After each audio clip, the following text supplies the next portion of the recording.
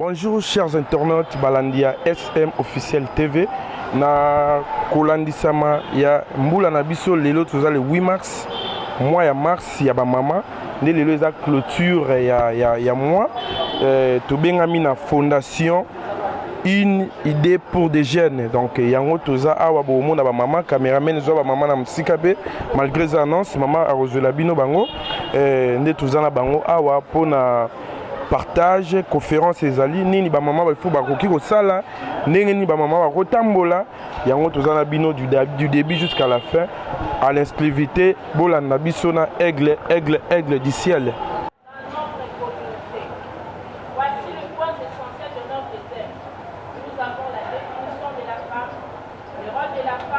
Le problème, ce n'est pas seulement biso, ils appellent bino, ils ont un cas de mabota, ils appellent biso moko, ils appellent victime nango.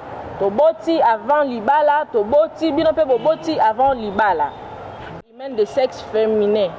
Moi si, azali na sexe féminin. Lorsqu'on parle d'une femme na mobali, ils ont toujours la différence moko zawana. So to telemi si moi si awa, to telemi si mobali awa, il y aura toujours une différence. Moi si akozala lokola mobali te mobali akozala lokola moi si te tant tozolobela moi si romona moi si ami décoré boy romona moi souke kiti boy mais lorsqu'on parle d'un homme romona que tozana une différence mingi entre mobali na moi si personne qui revendique ou assure une part de féminité en particulier ou azali ko en particulier azali ko bimisa beauté moko ya kibo moi si lorsqu'on parle de mais biso basala biso na zelo te biso to zelo kwa makasi esika mobali asuki yo pe moi soroki ko sala nini ko telema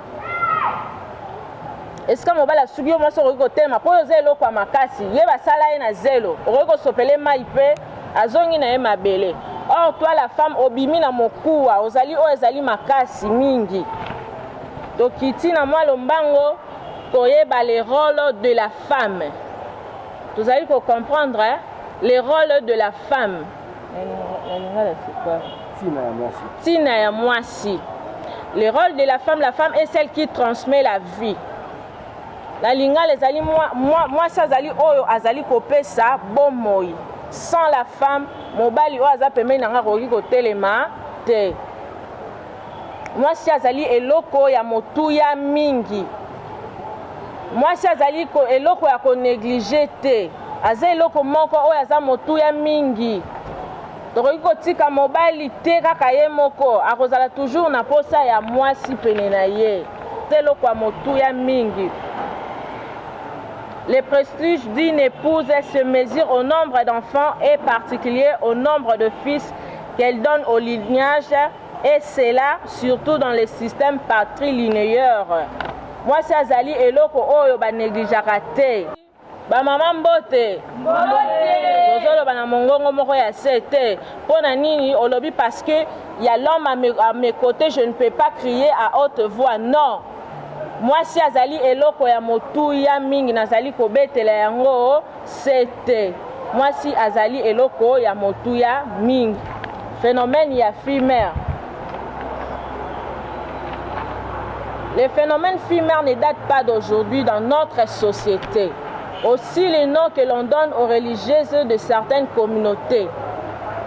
La problématique du phénomène fille-mère est une réalité qui se vit dans plusieurs coins du monde. Bana basi oyo babota, bazaka kana Kinshasa te, na RDCT. C'est partout dans le monde. Soki to bimiao, toki ata na bamboka na biso ya bato mwindu, nous allons voir qu'il y a beaucoup de filles-mères.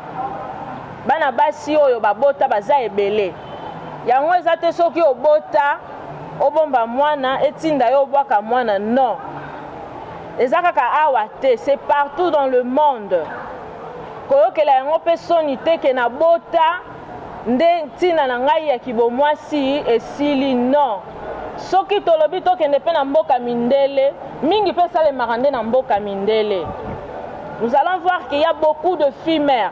Il y a beaucoup de filles-mères Namboka Libanda. Donc, parce que c'est partout. Et ça peut être qu'au moment que au boti carrière na yope souki non. Nous allons descendre bokomona ke carrière ya bomwasi esili te. La problématique du phénomène FUMER est une réalité, voilà ce que je disais déjà, c'est vu dans plusieurs coins du monde. C'est là selon la réalité socio-économico-culturelle de chaque pays. Ces filles sont communément appelées filles mères, car souvent elles vivent chez leurs parents. Elenge mwasi otobengi fille mère, bazali mingi otolobi bazali kobota libanda ya libala. Bazali kovanda epai ya baboti na bango. Baza kovanda epai ya baboti na bango. Fille mère, c'est une femme apesi bomoi na mwana, mais il n'est pas dans le mariage. Libota ona libota oyo evandi te po na libala, mais aboti mwana na ndako ya baboti na ye. Na ndako ya ba parents na ye. Plusieurs pays en voie de développement, comme la République démocratique du Congo, figure la pauvreté due à la baisse des revenus et à la conjoncture économique générale. Difficile qui contraint les habitants de ces pays, surtout les citadins, à recourir à des stratégies de survie multiples. Cette situation affaiblit la plupart des familles en exercice. Leur fonction, notamment, elle est instance de socialisation et de protection de ses membres. Le nombre le plus élevé de filles mères que l'on rencontre dans le ménage de la ville de Kinshasa illustre bien cette triste réalité. L'expansion de ces phénomènes à Kinshasa suscite des inquiétudes chez les parents qui voient diminuer probablement des mariages auxquels convergence pour les sacrifices et actions éducatives. Les inquiétudes s'accroissent avec la nouvelle charge sociale que la fille introduit en famille.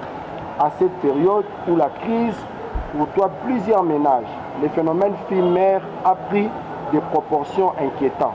D'autant plus que, d'après ces enquêtes, un ménage sur 4 est affecté et 3/4 de ces filles-mères vivent chez leurs parents. C'est quoi, c'est ça? En effet, en Kinshasa en général, ce phénomène prend de l'ampleur du fait que la crise socio-économique qui survit au pays n'épargne pas cette partie de la vie, qu'il contraint les filles, les habitants, contre à trouver les mécanismes à suivre.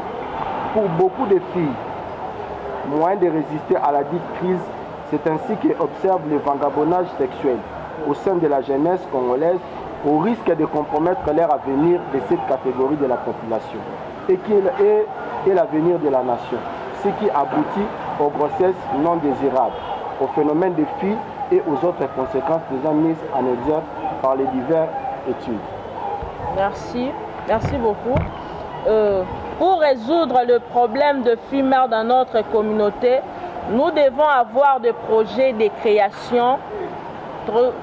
Tozali na ba projet à créer biloko oyo ekoki ko résoudre problème ya ba filles-mères. Sur ce awa na koki kotuna bino mituna eloko nini oyo tokoki kosala po to résoudre problème ya ba filles-mères.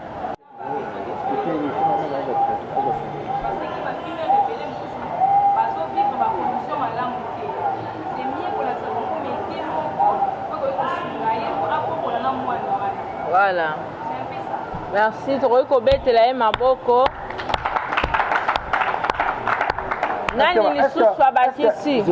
Projet de création d'un centre de formation et encadrement de la jeune fille mère. Les aïe lolenge moko maman Aouti Koloba. Mais avant tout ça la centre et la formation ou soit encadrement pour na elenge mwasi wana faut toyeba utilité ce qu'on appelle le projet. Nous devons faire un projet toyeba ba ressources na yango. Pour faire ça, nous allons avoir deux projets. Les projets, faut totalement utilité à projet wana otozali kosala.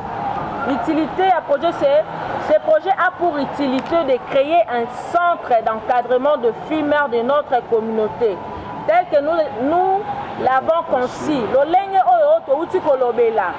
Bien qu'il soit productif et purement social, vive la récupération et l'intégration de filles mères. Utilité à projet wana et plutôt les objectifs nini ya projet. Ce projet a comme objectif général, c'est non seulement pour le fille-mère, mais pour toutes les filles. Basi nyonso, ezala obota, ezala obota te. Or, ezali moi ya biso basi, nous devons avoir des idées. Une femme ezala ka mobala pesa idée te makanisité. C'est comme s'il y a que des hommes dans la salle. Il faut qu'on ait dit ça que Nathalie, moi si, je peux aussi faire ce que l'homme peut faire. Mais nous allons pour la dire, c'est un mot. Nous montrons seulement que c'est l'homme qui est. Nous ne montrons pas, nous ne manifestons pas que nous sommes dans la salle, il y a une femme ici. Une femme courageuse, par le côté, les maniposa, moi ça le koloba. Liboso ya mutu akoki koloba te po ayebi koloba te. Alphabet ayebi na ye te. Donc tokobandela yango tozali kobenga l'alphabétisation. Reprendre comme à l'école primaire, reprendre comme à zéro. Mani makamu mchenjeza usana na sasa wa. Basi beri mkambeza usana, beza wibati. Anyway. Ndako sana ngisa di, na dengi mwa ni jundenga safuri, asa la femme someuse. Comment non bima na lipe na bima ndenda na rendez-vous. Mama, comment te dana bon. Na lobi kili na yo. Eloko moko te po yo pesa biso na mokili ka eloko ya mwana oyo memela biso na kata ndako yo memela biso eloko mande kulo bana pesa ndo ite papa na pesa pe ndo ite na papa tala wena pia binoni ava yo pesa ndo yo na mboka na biso ejara te tango yo koti na ndako na yo ya libala mobali na yo na ina tuwa ko pesa biso ndo yo te mama c'était sauté Yo, fallait se Maman, sois disant que Dieu va comme il était. Quand je vois une dame, vous avez pas comme la matinée comme la gloire et bangoté. Les gens voient petit cap pour les tout ça presse. C'est là on dégage pour mes baby chat. Ça va me dire que vous data marqué, il s'agit de na bango. Vous êtes femme sommeuse, par exemple, parce que vous êtes calme sur la bateau, vous allez après. Nalobi mon amour, ngai depuis yo balangai. Depuis yo longola ngai na ndako ya bakoti na ngai. Est-ce que yo moni la mama ko ngai na jwa na tika libende libanda to na du mo pando na tadori ya mo libanda. Tika ise de la ya maro ba baby. Mama na pesi bo lobo biso to bima bo libo ko lingo bo se ko bima bo ete. Ko bima bo ete soki yo changer la mato ko bima bo ete. To kona copine na mato ke la chida. Mais faut comprendre papa. Papa na mama. Elle doit plus ma bête papa maman ina kitisi. Maman, attends, que je suis là, je suis kuse zanu na mpenda libanda siko dobe nga tamta yi aza mwana mpenda wan tertation dobe nga tertation ene boy papa mtoza le taso bien mi bali na ngazala bango to yoni mi bali na ngati na mbali na be pa li na mba mongo ça vous la ngara sente yo si vous avez ngara sente yo maman na zo dobe yo nsambi kuzwanga te jela pe na na tendresse de mon amour tango yo jali koloba na mwana soko bandi kogangela yeti na badindoni manière dimirote mwana pa ko jane écouter maramu te il faut ko jala na tendresse malgré mwana ile tango la matin il faut qu'on me voie la tendresse depuis moi si ngani na zamdo bampe ngani zamdo ba vous avez présenté tant vous dati lobby la téléphone la ti de ba yo que sur ça lobby am kusa na zibi am kusa puis na se banga problème écoute ya ali kamaro bena yekutu avant ya bima ao il faut moi la libotion na katanga na piondo il faut le ba bien et puis nengo ya liwana soni na quartier nyosho na komika mama moko alitoke andima mwana abota na kati ya ndako na ngai alors ngai na ina posa na komisa yo élevé makama na ngai yo za ba bi bala bota tata papa ba fili tala balobi mwana nyo sala na maye et puis arandaka ki camarade de ngai tango na yeko kwa na bandinga na ngai soko tali boye mama Giselle po ya voyage kenda mama wana araki fani moko Nathalie yeboye na sepe to sala na yepe ki camarade mais maman yo loba et puis il faut que problème tiens soki mutu abosi ndenge loba nini oh na bosi na bana ngani balo tata ne opeta tata ça problème tiens ba circonstance la vie yoka madame de yo tant vous êtes bolo so la babote hein vous ba bon ebi ku bolo bate ko ko madame de tant vous êtes bolo so babote vous vous en pardon nini ya kudoba bolo so kolo imana mur na lobi soki yo mukoloni po yebi kolobela mobali certain te na tendresse ata na français oyebi na yo te ko c'est des hommes non mobala yo mukoloni mobala yo mukoloni bana bibali wana bible eza kutoka bango bible ye moko abebi na mokandi ya nzambe chapitre 2 verset 86 eza kutoka nini mwasi akoki kubuta te ave mariage ave yo kubota liboroso fe mbali enyoliyo mbali ebaliyo apolo okoti mame monamo eloko mpe ebebi mpona mwana biso peyi te lokola ye asha aboti oyo etikali totia ye na nzela lokola atanga na ye mpe te tokotisa ye ata bakuru bisoir ata na infirmier abana kotuba ata bato batonga siri kaka dosi na mikinza poto api alinga dobi pepe mwana koyi kobunda kaka mpo na adresse te doki meme sikokola ni papa tino boka Gilles kado benga komo ade mbali na mai mwana la kisa bino oso shirisa mibali omone yoko ngai na ikoboy omone yoko na ikoboy oso twa nani musa twa ye obima na ye apesha yo ni oye ko twa papa musa balobi poche de poche abima na ye oye ko twa tina conseiller ya association ngai na bema yo obimi na ye na conseiller Sir one. Baby, sir is a woman.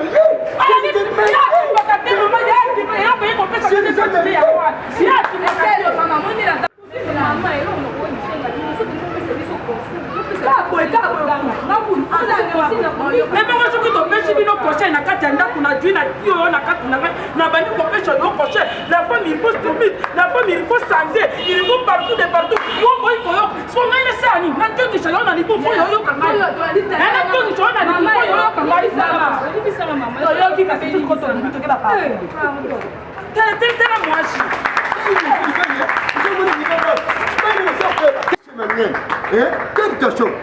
so vous allez qui se fait maintenant de deux là vous allez yombo na rodia mais soki yo tombo ya kambongo mwana wana memela kabisho lukata ndako mais makambo chercher tena marang mais yo ne ko ta ko tesiko muko wana ye ko présenter ko sa lokwa mwa sanga na kata ndako ngai na lingina ba mwana bino na lingina salela ye nini ondima ojimbo ye allez les grands caméramens d'ailleurs immense ayeli yo pe olie na yo mibali tu ya mwana yo oyo ojwaka toujours ka bambongo na bango alors yo shimisaka touche attendez-moi ngana ye mongana ye be mboka te na yo te oui allez tu moi tranquille c'est quoi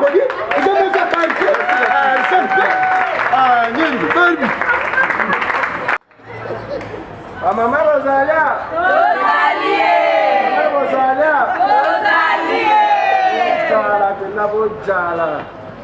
eloko oyo ngai na kangi mokie ezali baparent mwana aboti mwana liboso aboti mwana mibale tokoki kobwaka ye te mobali ya liboso aye na 14h ayeli yo mbongo yo ozwi ya mibale aye na 16h ayeli yo mbongo yo ozwi mwana wana ntango akolinga abima okoboya te tu es seulement là pour accepter babétise ya mwana.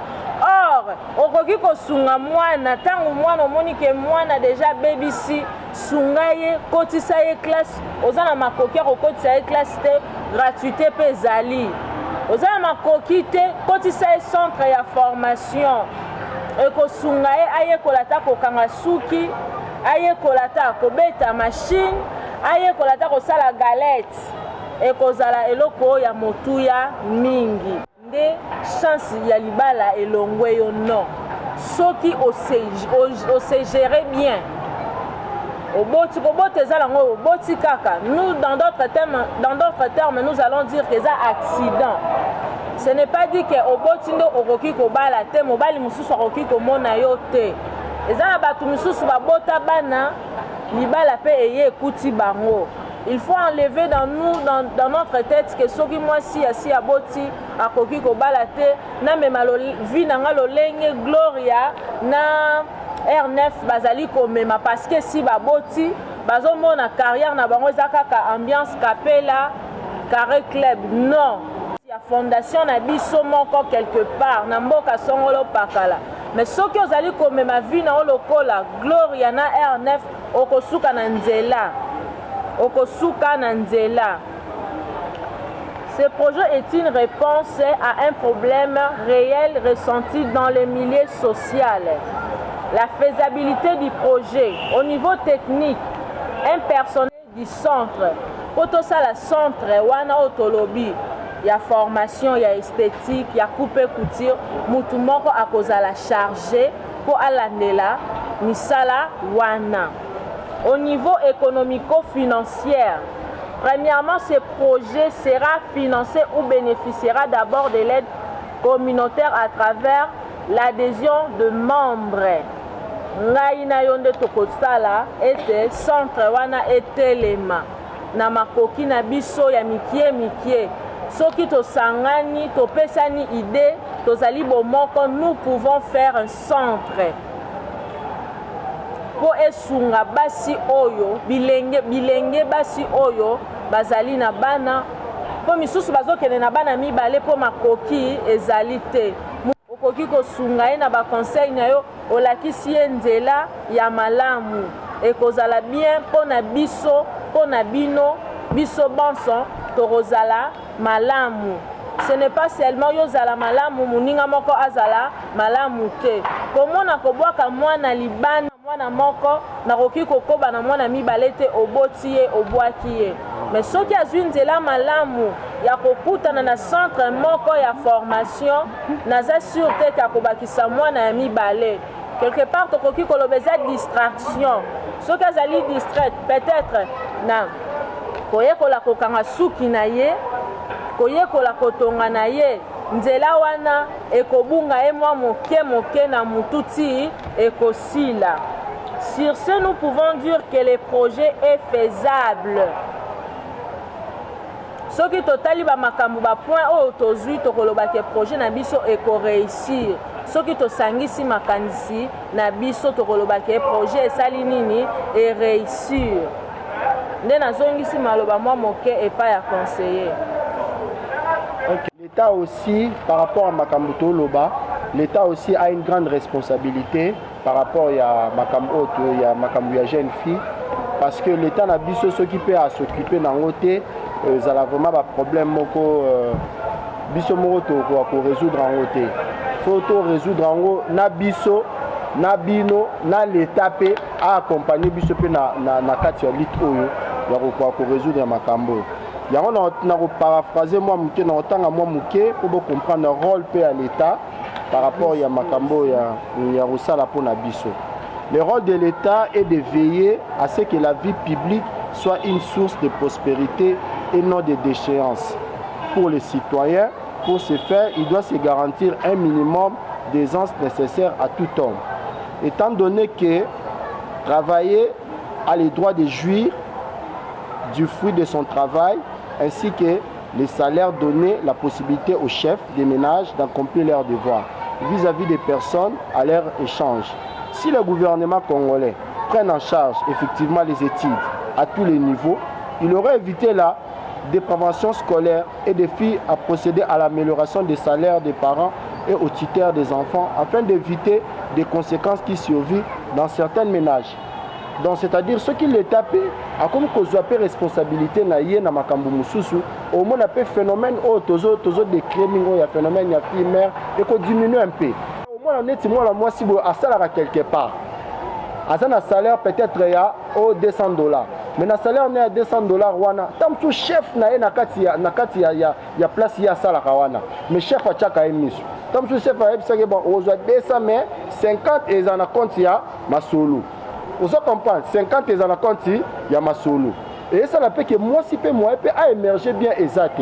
Peut-être à tam sous au foot à tam sous 300 naïe. À quoi ça tam sous boutique naïe, à quoi ça tam sous atelier naïe, sera école moi métier naïe, à quoi ça long. Mais moi ça la métier on est até pour ni parce que même dans l'état yé moko o ya biso ya mboka o. À ce sur la bisoté, organisation non gouvernementale. Bien sûr oui, mais tous autres des clients dans gouvernement un jour peut-être le lendemain, peut-être que Tchama beaucoup. Voilà. Si l'État peut organiser des campagnes nationales et des services en faveur des aspects importants concernant la santé de la reproduction de façon efficace, il peut contribuer largement à la correction et à la rééducation du comportement sexuel. à risque de jeunes filles et à les amener à opter une sexualité responsable et raisonnable. Donc c'est-à-dire il faut quand même jeune fille aille baraquer, il faut assez la sexualité raisonnable. Tant aux yeux mobile, il y a des jeux qui mobile on dengue zawana, na mona na kutu place à la kati. Mais au lingendeni. Beaucoup pe na chambre, beaucoup pe boké bimandeni. Au moins na place à la kati, au moins na place à la kati. Mais et retourner mal le jour où à quoi engrosser, à Ochayoat. Sois un peu raisonnable, à Ochayoat. Parce que ce sont les exercices aux jeunes filles, il faut pas qu'on réfléchir de ça. Aux amours à moi, si au ligne mobile, à ligne le oui, je t'aime, je t'aime. Oui, bien sûr, aux autres t'aimer, non t'aimer. Oui, absolument, il faut qu'on la place aux alaka. Il faut qu'on la place à l'alaka. On a entre parenthèses, tant aux autres la sika. Baya ko funda ngala ndako bayebisi mwana mwasi balobi na babi mobali ozolanda oyo naka leso to sombela kai bayebisi mwasi babia naka leso to sombela kai na lipa to sombela kai déjà ali ali pa 300 francs parce que lipa oyo ali ka 300 francs là akatelo ndeni lipa ngo batune babi yo mo disposer na lipa ondeza bakatelo ndeni yo batuna yenda na bana batune question na babi oli amapa combien abi engali na amapa 600 francs ah monsieur mais ce que mobile Yozolanda, allez à l'IPA 300 francs. 600 francs, on l'a l'IPA 600 francs d'elle. Donc c'est-à-dire, quand tu as 300 francs, 300 francs, ça il y a mon ça il y a on l'a pour y faire ça, il y a on l'a l'anzalate. Au sommet. Donc alors, il faut quand même même un rapport sexuel, la biso fait un rapport sexuel moko responsable. Au moins il faut makambo calculer makambo date ba sans cité. C'est protéger notre préservatif pour te repékisa yote, so te repékisa na bouton au sale. To pekisho na tongo na lobby okuno okeneno ko sala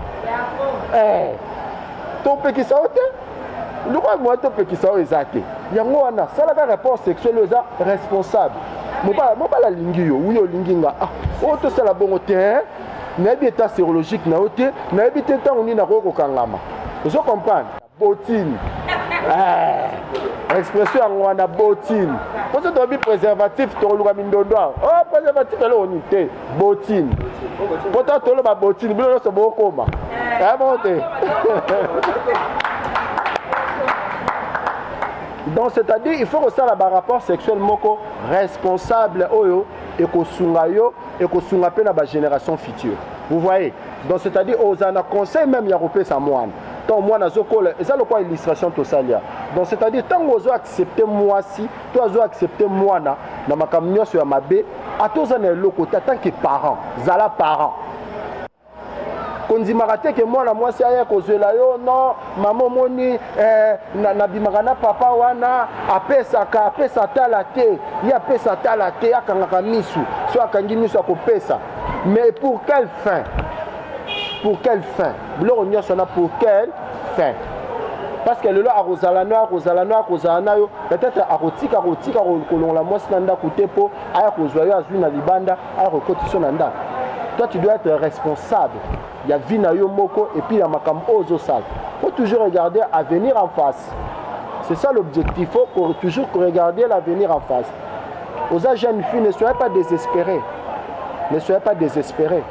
Ce n'est pas dire que ceux qui ont botindé et que tous les espoirs ont s'envolé. Non, moi je suis à botti espoir et s'envolé. Moi si moi la mère de 6 enfants. Abali libala moko exceptionnel, libala joli. Allez écoute na mutona botita awa utobal. Mais mère de pour la nuit parce qu'à se ressaisir, à mon que j'ai déjà 6 enfants. Na quoi ça sous mon boulouté. Na 6 enfants, je dois me retenir. Là, quand même, là, quand même, vous voyez? Donc, il faut vraiment exhorter la maman, il faut vraiment vous la responsable. Il faut vous la vraiment responsable. Il faut que l'école s'occupe de l'éducation sexuelle des enfants, adolescents, pour les aider à devenir les adultes équilibrés et capables d'assurer la transmission de la culture. C'est vrai que nous sommes Congolais, nous avons la culture na biso. Mais culture na biso na makambotali sexualité. En tout cas, faut mettre un peu quoi améliorer en moi moké. Mais quand maman misunde bavandia, ngala ko lo bala mo na makambotali sexualité te. Na ko lo banete ke o basangana na mobali boy. Mais erreur. Mais so bando lo bango te bando salaire. parce que soko lobi yango te akende ko apprendre yango libanda éducation oyo pesiyete ya ke noye kolango libanda yo moko mama na yebisa ye ezate ke tango zo yebisa ezate ke otindi ya ke no sala makambo wana otindi yete moza ko talisa ye po soko pe ndezaka nde na yebisi binoa soko pekisi ye tango ke lenga petit copain so petit ami na école yo ozala na ye to petit ami na bando simbe na mwa mabele yo ozala ozate fo yebisa ye to ba mando simbo na mabele regard tant alinga kende bo regard tant osala bo regard parce que nga na sola na jeune fille moko bisinga nanga papa ngai mobali to sala ate tuka bwana obinanga tuka bwana on a des conséquences par exemple le bo sala zemi koti ekomi o makambo akufa so osa ndeni mwana bato bala ete ki matin mibali bazali awa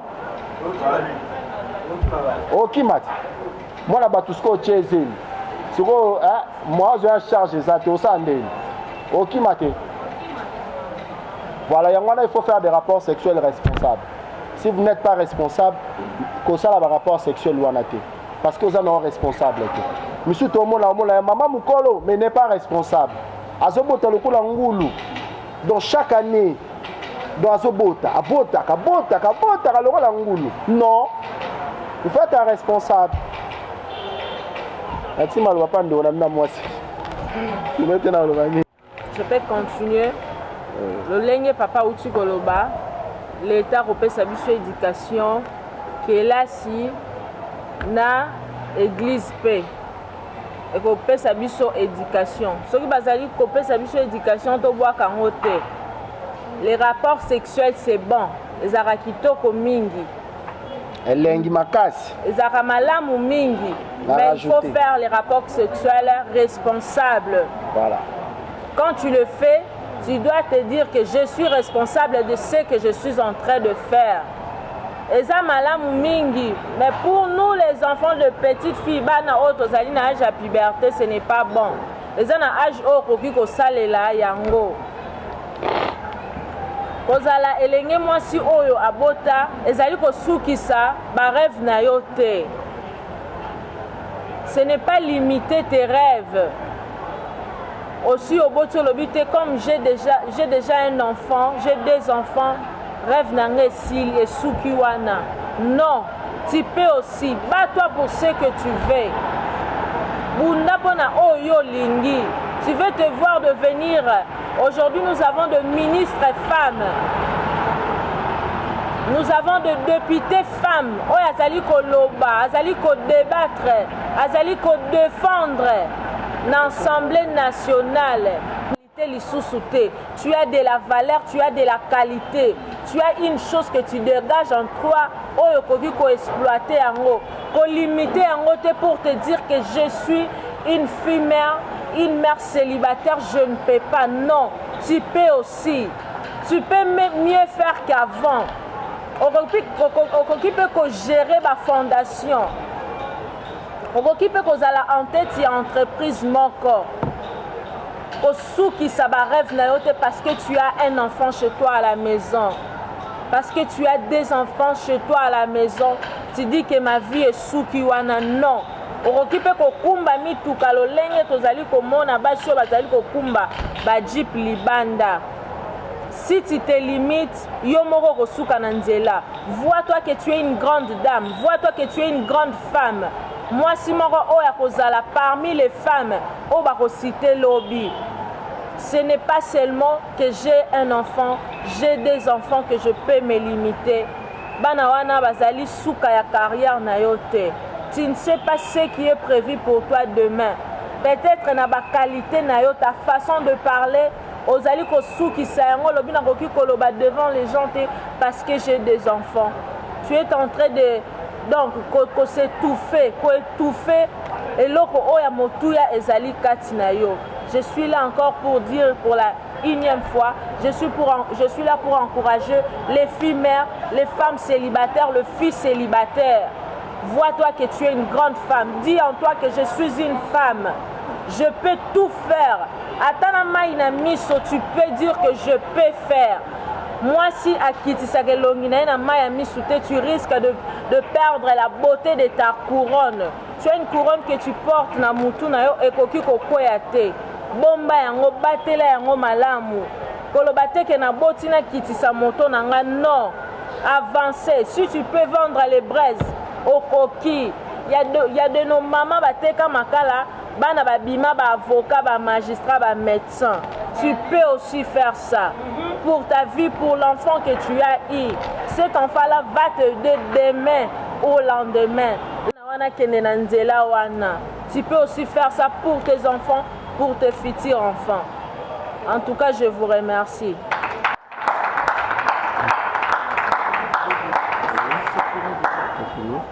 Ouais, CG, on a assisté à la conférence de presse. Il y a une idée de plus pour des jeunes. En tout cas, nga na yo ki nazui yanga ponga na na conférence mais bande ko na banda ko balandité mais quand un peu ko éclaircir bango idée na bino en général les années na beaucoup c'est nango quoi.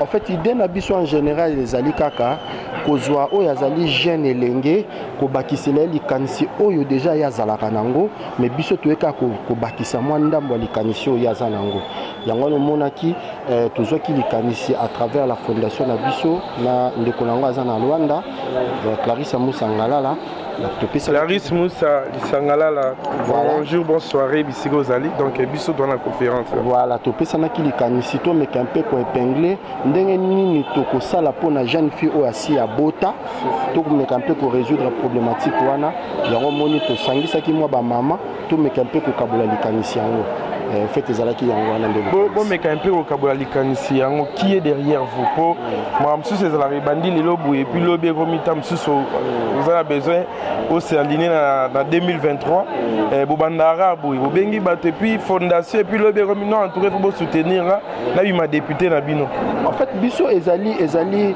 toza vraiment apolitique c'est plus vraiment pour la jeunesse le souci fardeau wana ezali to aider l'homme congolais mais plus la jeunesse donc mais toza na ba makambo ba politique te que non na 2023 nous allons postuler non biso ba 2023 na biso ce sont les idées bon un mot ezanini ya koloba par rapport ya bato faut ba soutenir bino poto yebi fondation bana muke et puis lobe vimbaka donc ba merci nous c'est bengi bango te puis message ni notineli bande na biso Luanda en fait mon anga ezali pour na makamba fondation ezake to bato Luanda na pesi bino d'abord mbote mingi parce que toza bana papa moko to kabola idéologie moko biso na bino vraiment na 5 bino beaucoup de soutien pour na likampo likanisi to sito bandi oyo donc c'est-à-dire les trains déjà en marche donc c'est-à-dire avec ba force na bino force les uns les autres nde to ça le loko moko ya malam o lobby peut-être mokilo ko lobela on sous d'une manière ou une autre donc c'est un peu ça. Merci beaucoup. CG, mais on s'est présenté. Voilà, Ngai Nazali conseiller en matière de stratégie à la fondation. Donc, Makambo c'est une stratégie à la fondation. Ils sont à Luanda, ils sont à Kinshasa. Donc, on a une stratégie. Combo rapide, ça. Combo Nanga Syria, comme Nanga Syria, na Kalunda. Je suis marié, père de 2 enfants. Donc, c'est un peu ça. En tout cas, si le monde a CG a une idée de plus pour les jeunes. Merci CG, tu libéré, tu zindeko. Un mot pour l'activité, conférence, bon, d'abord, comme on a c'est ce qu'on m'a dit. Bon, on a d'abord communicateur dans le groupe. En plus, on a sous-chargé la mobilisation. Ok. Donc, en tout cas, impression par rapport à l'équipe, en tout cas, l'équipe bien ma casse, principale, vraiment ma casse. Tout le monde a soutien, il y a des bandes, il y a des abisso, pour le qui est vraiment. Bon, merci. Message pour nous, Luanda. Bon, message est à rapport à Luanda. Premièrement, il y a un petit message dans la président Moussa Ngalala. En tout cas, moi, je suis ça donc moi, je force et ça toujours bien. Continuer toujours tenir biso. Ça est l'occasion yo. Je suis là et que musique donc et pendant la monde daté donc bon c'est vraiment dans moi. Moi temi là bas na Luanda na. Abosante maman Gisèle, l'homme na bossanité donc moi temi là bas na Luanda. Massalam Fabrice Massa Motelan, merci beaucoup. Merci beaucoup. Pidens Coiffure, Balobi, Tozana, Banderoisé, Belé, à Fondation. une idée de plus pour des jeunes basés belé. En tout cas, maîtrise non ya ba combo ezate mais nayebi que prochainement na kotanda bino nyo surtout oyo ezali ba combo na bwaki wana nde eyelinga na mutu na loba ipe fana bwaka mutu nanga moko me yaya combo kei emisa mibale na bwaka yo bambote na bino bambote na no bisika bozali bon continuer toujours ko s'abonner na SM officiel TV pour vous trouver ba bonheur à bouer mais maman peut faire le ba un mot pour maman peut na monia sali comédie maman se présente aux années au salle déjà théâtre oui na salle déjà théâtre combo zanani comme na théâtre za maman loyaka mais combo ya bandeko ba yebinga na kati ya groupe ya une idée de plus eza Angela bébé Angela bébé de charge maman Angela bébé de charge maman Angela vous se retrouvez na fondation au ndenge nini pour fondation toyebi eza ya Luanda yo na Kinshasa se retrouver ndeni donc eza déjà na bandeko a na ki donc o ba banade ako ko benga batu bakota na kati ya groupe ngai mutu vraiment amema na kati ya groupe eza leo image na tournage moko tokendaki nde ayebisa nga betenga pe lisolo ya fondation intéressé nga pe mbala moko pe na koti yango wana naza membre vraiment na kati ya groupe une de plus bambote na bandeko na Luanda bandeko na biso fondation donc napesi isu mbote nanu na mon président mon coordonnateur nanu visionnaire non ya mokolo eloko oyo papa Musa Musangalala Luanda esikoza bambote na yango wana napesi lisusu ya mama Zizel boze bele so na bina banotaka bakombo na kokate boze bele mais nalingi bino mingi donc ba bisou na bino ya trop vraiment merci beaucoup maman toza na diki ya ndeni wo tokutani susu Benzi voilà na moni na fondation na bien encore formation journaliste international merci beaucoup en tout cas na moni bosayelo moko esalinga be bo préparer kango déjà ou be bosali en l'imprévu merci Benzi les grands journalistes vraiment tout préparer qui ont été tu peux voir donc des inspirations qu'il y a qui brisque en pleine conférence na salle les salles qui tombent total qui thème où ezaleli na moi au tozala ngoya ba mama donc esenga force elo mobu ya bon ya moniki to sala ke loko pour to lakisa batuke moi si pe azitile moi ça na valeur donc ya moto sala vraiment loko wana en tout cas plaisir à trop na yebité ce qui monde routine message na Luanda pas bandeko ya fondation tu yebi que Sarah Menda depuis Australie pas Hollanda yalinga biloko aboye et na yebi bien que a routine pe soutien na ye pour na idée oyo maman Sarah Menda idée eza bazo aider ba fille mère eza bana basi oyo ba boti avant bandako mabala ba boti na bandako na bango donc ba créer fondation oyo pour na ko aider bango ba ko aider bango na ba formation alors ba formation de senga moyen budget pour na batu ba roya pour na ko aider batu wana yango moni ba salaki conférence à lelo pour na clôture ya mois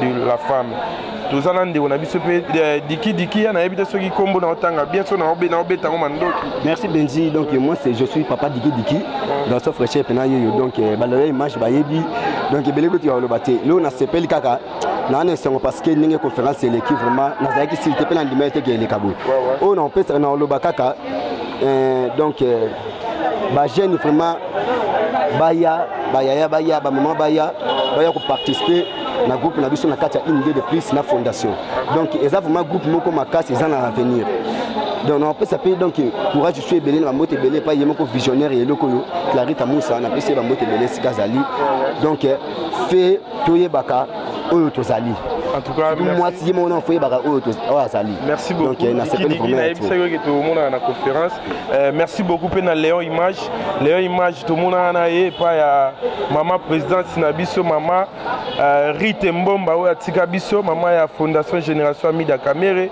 na PCP maman Amida Bambote bisika zali na minto Hollanda biso maman na biso akenda tika biso meto tika la pe na maman Amida Kamere Letisa Kibala Geriki Kibala Glory Lukelo depuis États-Unis Bambote na bisiko zali pona lelo to suki awa to linga to like sabino karake tozana ba mama na moya ba mama clôture ba mama aigle du ciel Alidor Kabedi nde asali bomo na biso na bandako na bino na PSP mbote ce soir na PSP mbote na bandeko na ngatu ya Luanda na besoin que Sarah Menda Sarah Menda depuis Australie. Sarah Menda, merci vraiment, merci. Nandeng pour notre vie, un peu aujourd'hui, donc il y a hôtel na dernier il y a une des plus basari. Merci na yo Sarah Menda. Peut battre sur Yangoro, na pêche bango moto bere, c'est papa Diki. Merci. Merci à vous chers internautes. Continuez à vous abonner à SM officiel TV pour vous trouver bonheur à boyer. Maman namoni biloko ebele awa liboso na yo nayebi te eza nini journal ele eza nini botandeli biso biloko boye. Merci beaucoup papa. Journal lelo eza journée moko spéciale pour la biso. Tobeka talaka na cadre en fait ba maman quoi. Journal ba maman to clôturer na fondation na biso ya une des plus pour des jeunes. Ya yemoko Clarita Musangalala. Depuis Luanda Baninde, to senga to sangana na ba maman na titre ya biso comment résoudre les problèmes des filles mères quoi. Nde on a to senga ki to kuta na lelo to partager moi ko lia moi ko mélangé sangisi biso lelo.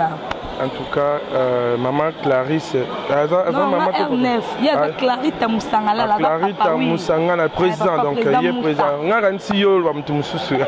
Voilà, président là. Ah, la fondation ya président Clarita Musangala. Mais il y a moi dans l'habitude à Kinshasa, toi Zate, pour la moni Biloro Boye, qui est derrière Biloro Oyo. La fondation, tu as une fondation. Donc c'est que tu sais, Maël, alors Azakuna Zate, mais l'esprit n'a biso Azakuna. Combien d'années déjà la fondation? Bon, fondation, c'est biso na kin un an biso déjà en auto fêter, on peut profiter de fêter en sous le lot. En tout cas, merci beaucoup. Merci beaucoup. Merci beaucoup R9. Oui, merci beaucoup papa. Moi mbote pesa batangola mbote moi des personnes. Ah oui, na pesi mbote na yemoko. Wa sali ke tokutana. Mon papa que j'aime beaucoup, mon papa de moi-même. Alingala benge bongo. Clarita Musangalala. Yemoko Pasteur Feliciano, ma maman chérie, maman Gisela. Hein, maman Gisela, des gros bisous. Ma copine charmante. Depuis Luanda, na pesi mbote place de Zali. Merci beaucoup, na remercier yo.